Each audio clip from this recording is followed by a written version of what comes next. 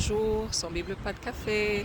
Voilà, donc je passe par là pour faire la traduction de la dernière vidéo, Psaume 53. Et nous avons parlé de l'alliance de sang. Psaume 53, l'insensé dit en son cœur, il n'y a point de Dieu. Ils se sont corrompus, ils ont commis des iniquités abominables, il n'en est aucun qui fasse le bien. Dieu, du haut des cieux, regarde les fils de l'homme pour voir s'il y a quelqu'un qui soit intelligent, qui cherche Dieu.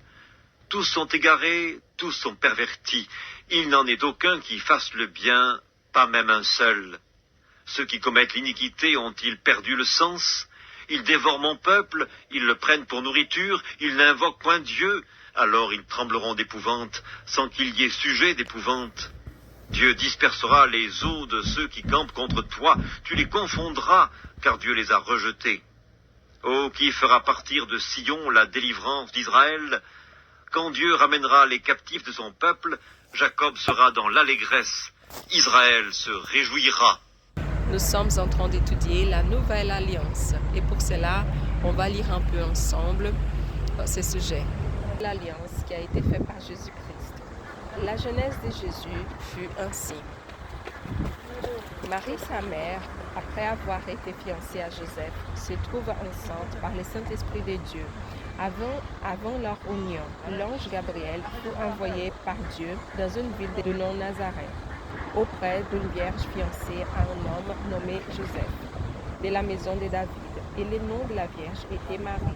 L'ange entre chez elle et lui dit, « Réjouis-toi qui es comblée de grâce. Le Seigneur est avec toi. » L'ange lui dit, « N'aie pas peur, Marie, car tu as trouvé grâce auprès de Dieu. Voici que tu concevras dans ton ventre et tu donneras naissance à un fils. Et tu l'appelleras du nom Jésus.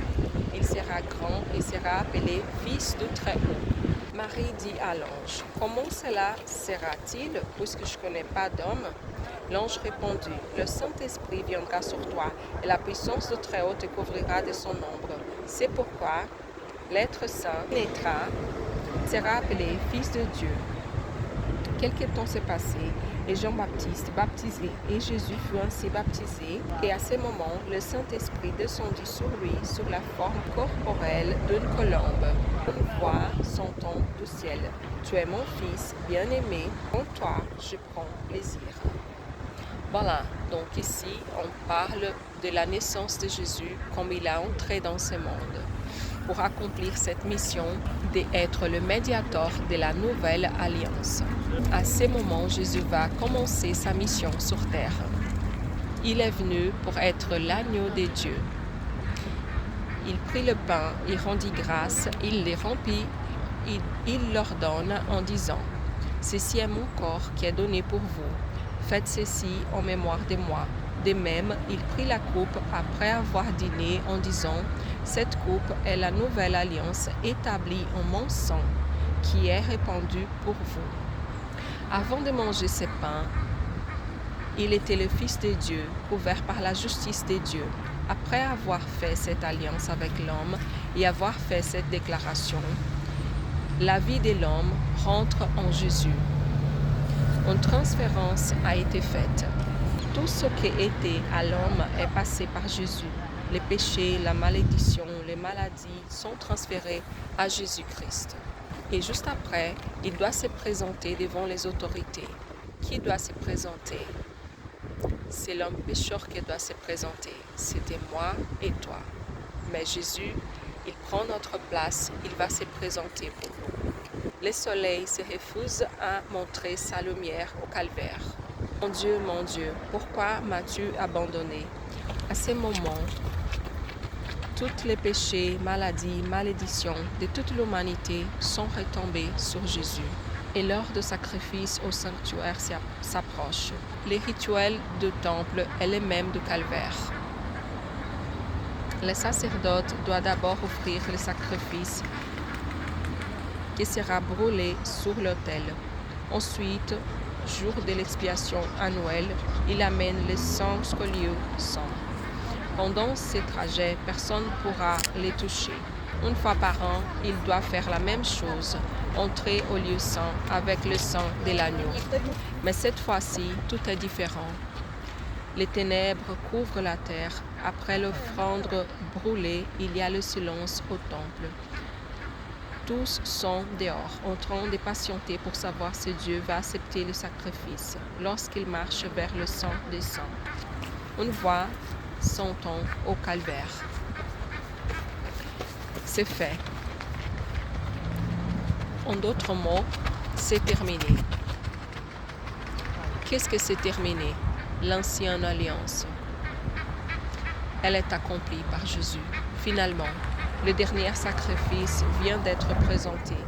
Le Fils de Dieu lui-même est offert sur l'autel. Et il dit, « Père, je vous rends mon esprit. » La main invisible de Dieu va au sanctuaire. Elle déchire le voile du temple.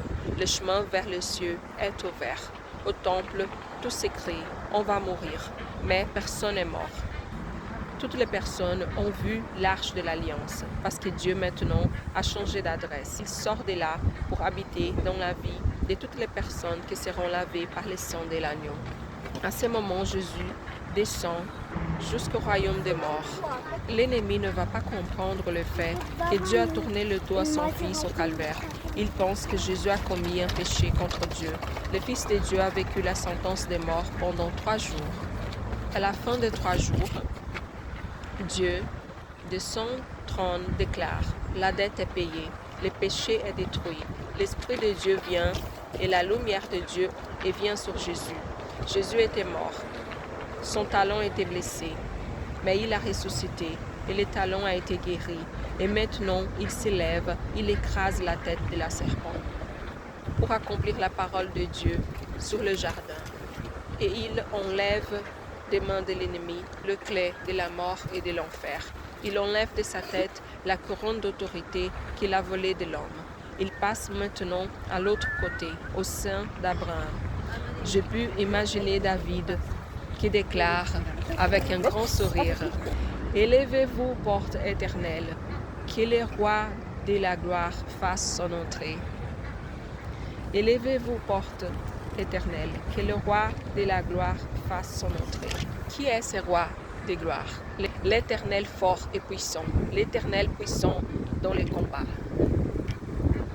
Jésus est le roi de la gloire. Jésus qui était le Fils unique devient le premier-né. Il est nécessaire qu'il prenne le sang et qu'il l'amène au sang des saints, aux cieux. Le sanctuaire sur terre était qu'une représentation du vrai sanctuaire aux cieux. Il était l'agneau qui était offert, mais maintenant il est le sacerdote qui va devant Dieu. Un homme entre dans le cieux par la première fois. Lorsque Jésus est rentré dans le monde, il était un esprit, mais celui qui rentre maintenant dans la gloire est un homme, 100% homme et 100% Dieu. Qui rentre aux cieux, moi et toi.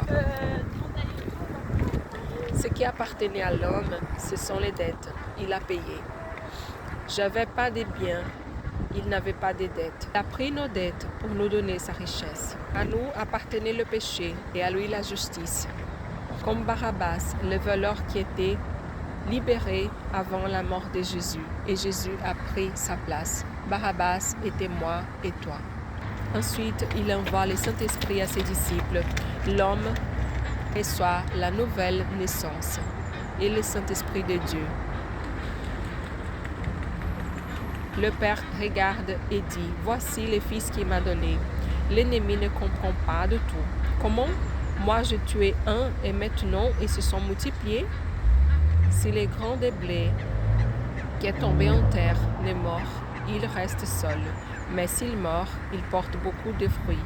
Jésus était ce grain de blé qui est venu pour être le représentant de la nouvelle alliance.